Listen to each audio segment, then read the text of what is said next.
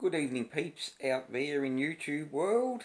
Greetings again from the lovely city by the bay, Geelong, Victoria, in Australia. Now tonight what I'll do is a list of some of the movies I quite like. They're not necessarily my top 10 all-time favourites. I think there's only about 9 of them I'm reviewing anyway. But anyway, let's get started, and I'll just go through these, not in any particular order, but just, some movies I like. Anyway, I'll start with the first one, which is Twins. Film with Danny DeVito and Arnold Schwarzenegger, sort of a bit like an Odd Couple type film. This is sort of a film that points out, it's a family film, although I think the PG rating is a bit low. I think it should be rated at least M. But anyway, that's not quite the point, I suppose. This film is a comedy, and a lot of the ones here that I'm featuring are 80s comedies. And this is one I've rediscovered recently.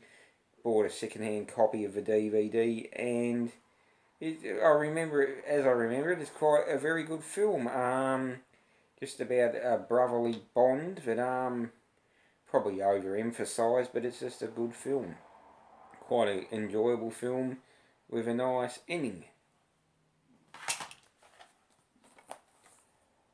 Office Space, another comedy. This one from about 1999, I think it is, or it might be 1998, late 90s. And this particular film, if anyone who's ever worked in an office would know, with the rubbish that goes on, the politics, the red tape, the absolute rubbish that goes on in an office, you'll identify with this film. What I'd suggest is there's probably a lot of language in it. I've identified myself as a Christian before, so I'd say, even though I really like this film, I wouldn't, and I'm not going to be a hypocrite, I swear quite a bit, but yeah, beware of the swearing in this film, and it's rated M. But as I say, don't watch, what I'd say, I will tell you, don't watch this probably after a really bad day at work. You might go in the next day and shoot everybody. Only a joke there, but anyway, that is Office Space.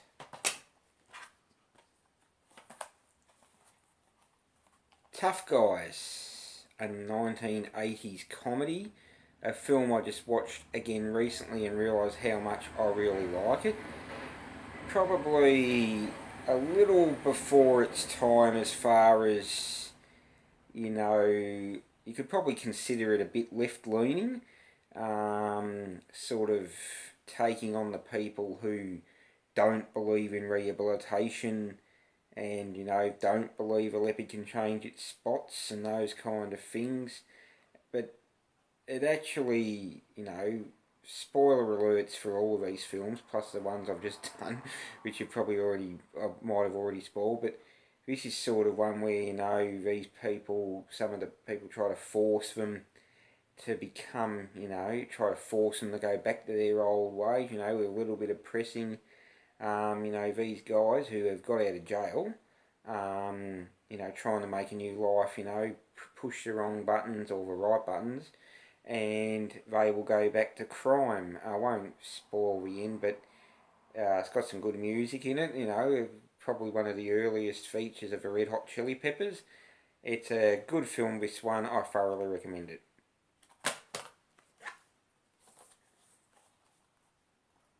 Get Smart Again. Now this one is sort of like after the series ended. It's before the 90s series of Get Smart. Very funny film. Got most of the lines in it, like "missed it by that much." "Would you believe?" I'm pretty sure that's in it. And also, what's the other classic? I can't remember his other classic line. Well, "Missed it by that much" and "Would you believe?" They're two of the classic ones here. They're a very light-hearted film.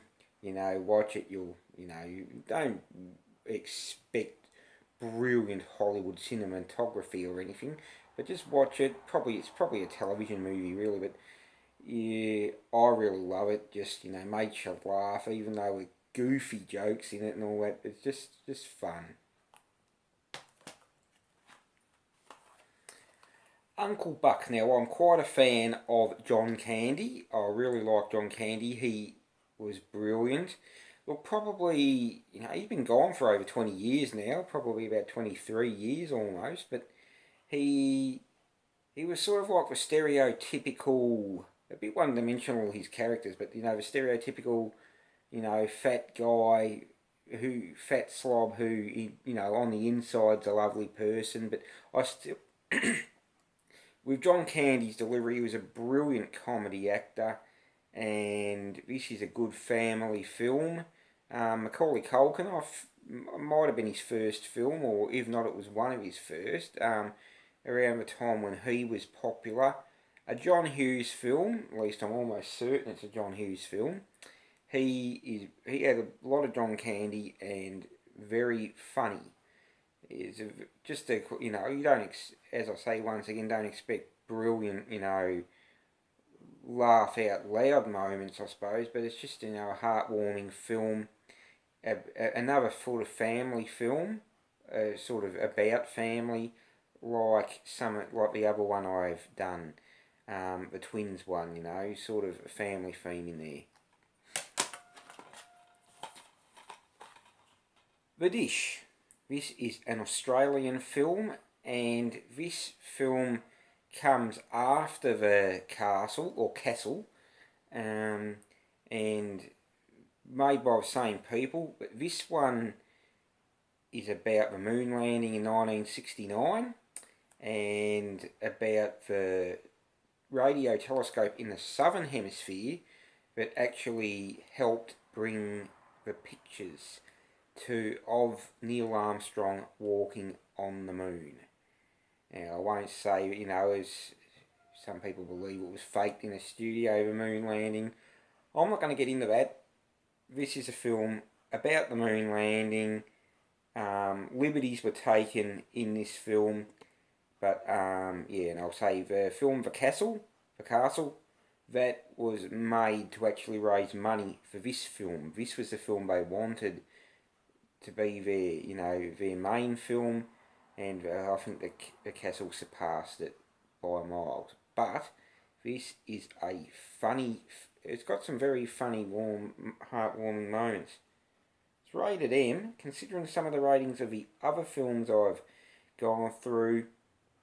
I don't know if it's really the most apt rating, although it's got one F word in it, from memory, and a bit of shit. So, it's got a few swear words in it, but I don't think it deserves the M rating, but what do I know? Malcolm, another Australian film. This is probably one of the most iconic Australian films, featuring Colin Frills, who plays an eccentric, sort of mentally challenged person. When I was a kid, I didn't know he was mentally challenged. I just thought he was brilliant and out there, and wasn't, Of course, when you're older, you do find out that he is actually mentally challenged. Loses his job, gets a boarder into his house who leads him astray, although not intentionally. It's almost like Malcolm wanted to be led astray, and with his knowledge of gadgets and, his gadgetry, and with Krim, who is his boarder and his partner, they get up to all kinds of hijinks. Well, really, it's one of those big heist type things.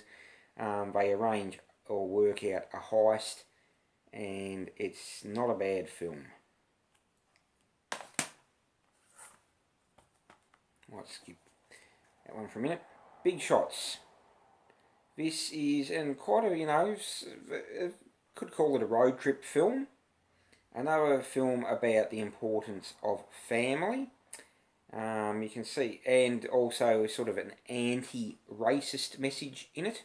You can see here there is a black person and a white person together.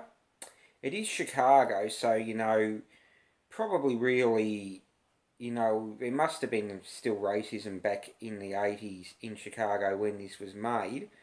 But, you know, sort of, in this day and age, you know, you expect the Northerners, you know, supposedly more enlightened, and, you know, would possibly, it might fall a little flat these days because maybe, you know, even people all over the world aren't necessarily, you know, sort of raised, they don't even think to be racist.